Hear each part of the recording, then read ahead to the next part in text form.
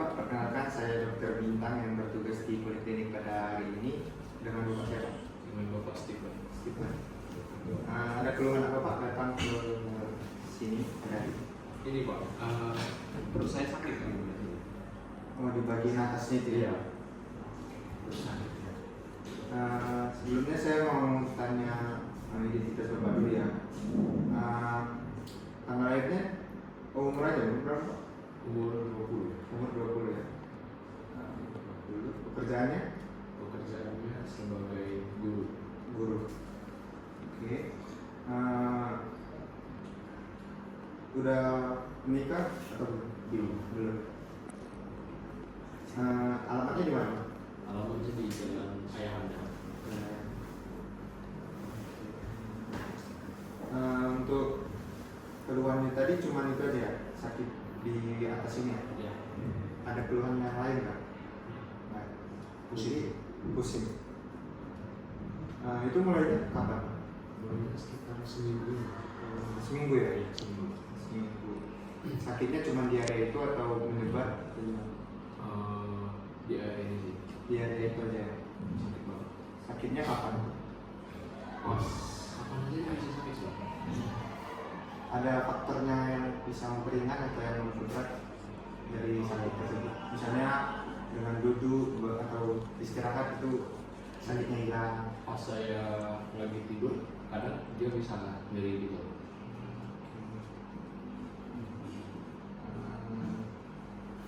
Kalau pusingnya kapan aja tuh?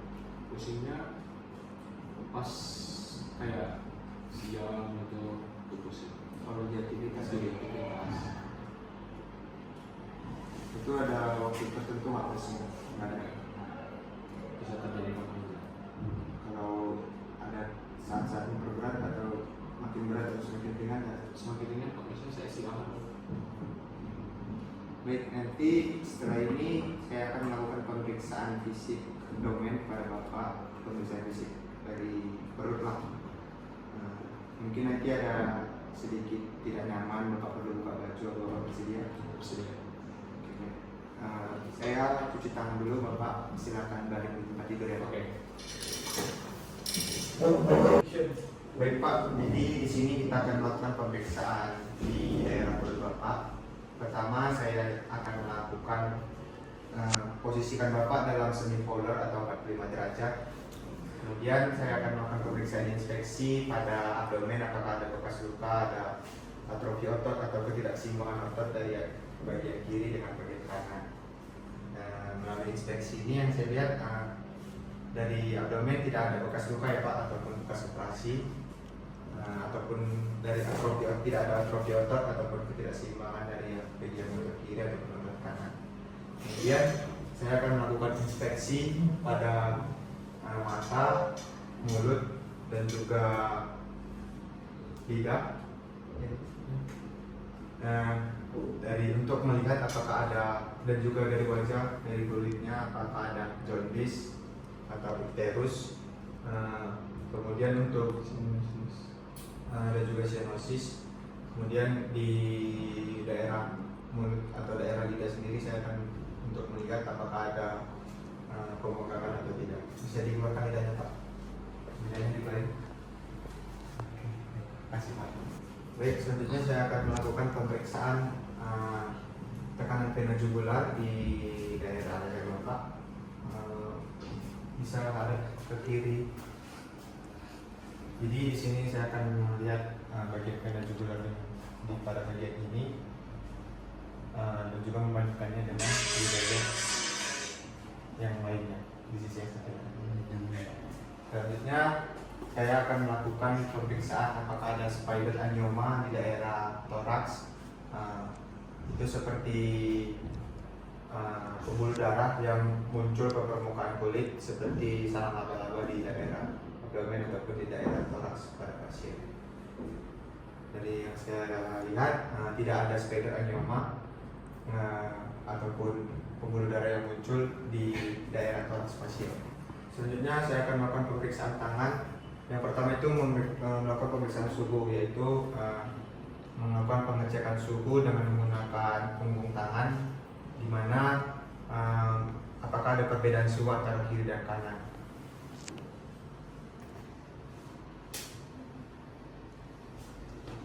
Setelah saya lakukan pemeriksaan tidak ada yang namanya perbedaan suhu antara yang kiri dan kanan.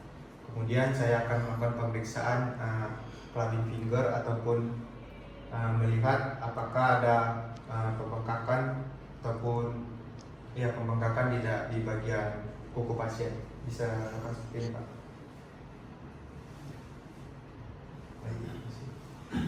Setelah lakukan pemeriksaan tidak adanya clubbing finger pada pasien, kemudian saya akan melakukan pemeriksaan capillary refill time dengan menekan pada bagian kuku pasien dan melihat waktu yang dibutuhkan kuku tersebut untuk kembali berwarna merah.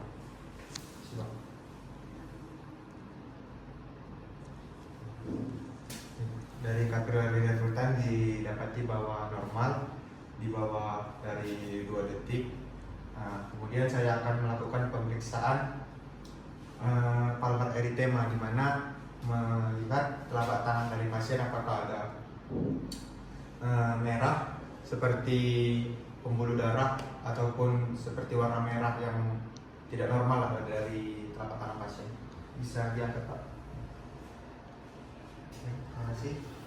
Dari pemeriksaan tidak ada yang abnormal dari palmar erythemanya. Selanjutnya kita akan lanjutkan pemeriksaan ke abdomen. Baik, Pak. Selanjutnya kita akan melakukan pemeriksaan inspeksi ulangi palpasi abdomen, di mana saya akan meraba ataupun menekan, memberikan sedikit tekanan pada area perut Bapak. Nanti apabila ada terasa sakit ataupun tidak nyaman boleh disampaikan, Pak.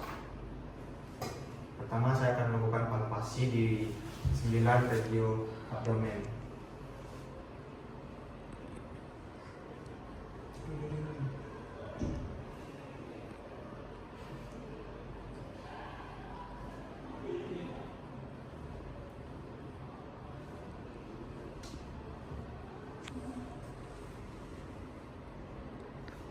Baik, dari hasil pemeriksaan palpasi didapati bahwa pasien mengalami nyeri di bagian epigastrium ataupun di bagian tengah atas pada bagian regio abdomennya. Kemudian saya akan melakukan pemeriksaan deep palpation ataupun dengan menggunakan 2 tangan pada bagian ataupun regio abdomen yang sama seperti yang saya lakukan tadi. Sama seperti yang tadi, Pak, apabila ada nyeri boleh disampaikan ya.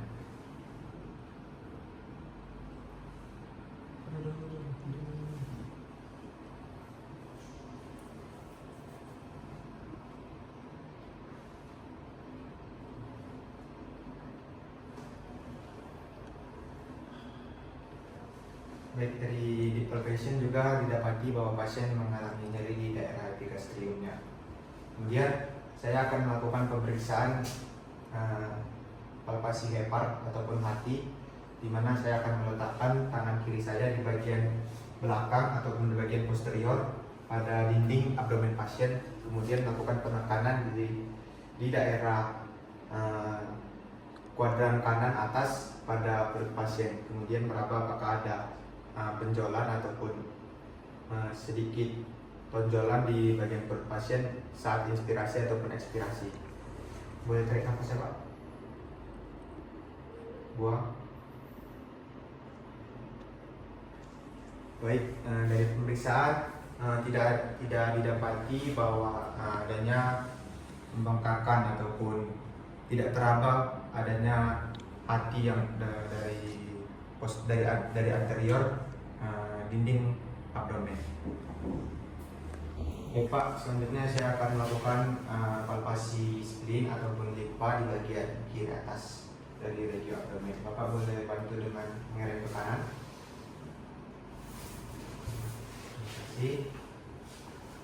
Jadi saya akan melakukan menahan dari bagian dinding posterior abdomen dan melakukan penekanan dari bagian anterior dinding abdomen.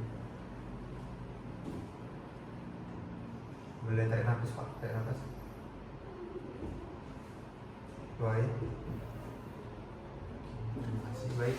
Dari pemeriksaan spleen tidak ada tanda-tanda bahwa adanya splenomegali Selanjutnya saya akan melakukan pemeriksaan palpasi pada bagian ginjal, di mana saya akan meminta pasien untuk sama seperti tadi untuk dibantu Pak ke agak merah. Saya akan menahan di bagian posterior dari dinding abdomen di bagian bawahnya dan meraba dan menahan dari bagian atas. Kemudian meraba bagian belakang apakah ada penonjolan di ginjalnya. Dilakukan dengan sisi yang sama dari kiri dan kanan. Boleh miring ke kanan Pak.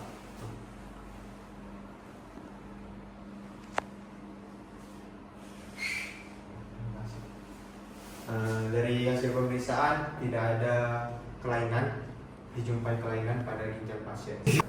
Selanjutnya saya akan melakukan perkusi abdomen untuk menentukan batas atas dan bawah serta batas atas dan bawah hepar atau hati serta atas lobus kanan dan lobus kiri hati. Pertama saya akan melakukan palpasi di ICS 2 di bawah klavikula, kemudian turun ke bawah di ICS 3, kemudian ke bawah lagi hingga didapati suara yang redup atau peka yang biasa kita sebut dengan sonor.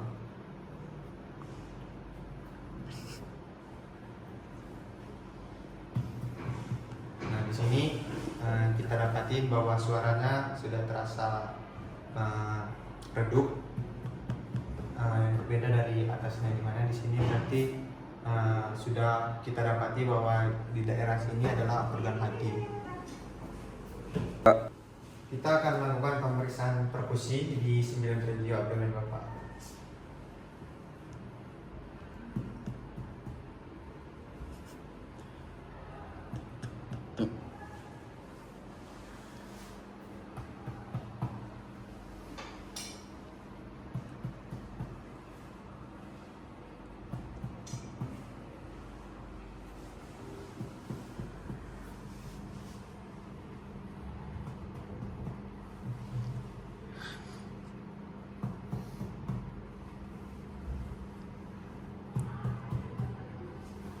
Baik, terima kasih Pak.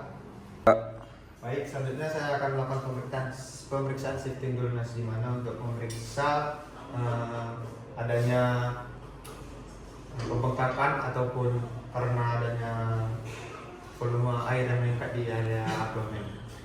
Boleh dibantu dengan gini Pak, menggunakan tangan di sini.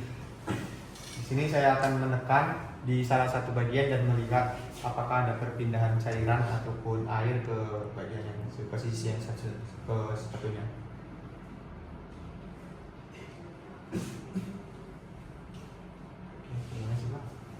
Baik, dari hasil pemeriksaan tidak ada peningkatan ataupun penumpukan volume air di bagian abdomen pasien. Baik Pak, selanjutnya kita akan melakukan pemeriksaan auskultasi pada abdomen atau pada perut Bapak. Untuk yang pertama saya akan memeriksa yang namanya bunyi usus ataupun bunyi peristaltik dari usus Bapak, di mana normalnya itu ada 5 sampai bunyinya itu di 5 sampai 8 detik sekali ya Pak.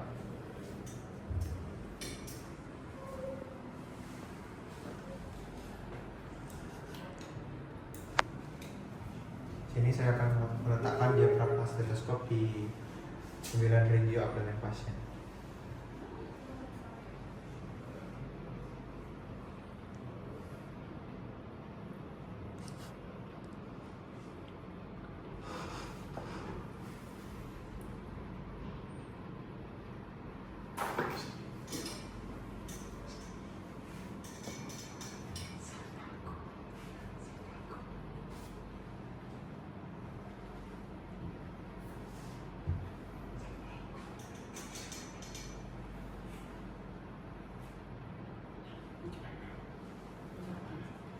Baik, dari hasil pemeriksaan didapati bahwa semuanya normal ya Pak, dari bunyi peristaltik dari usus Bapak. Kemudian kita akan melakukan pemeriksaan arteri urit di bagian umbilikus, dimana untuk pemeriksaan arteri berikut ini saya akan meletakkan diafragma dari stetoskop di bagian umbilikus pada regio abdomen pasien.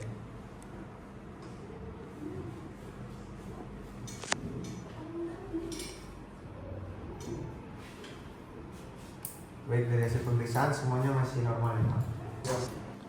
Baik Pak, dari pemeriksaan abdomen atau pemeriksaan perut kita sudah selesai. Selanjutnya saya akan menyiapkan untuk laporannya nanti ke hasil pemeriksaannya. Kalau Bapak boleh menunggu dulu di luar Pak. Terima kasih Pak.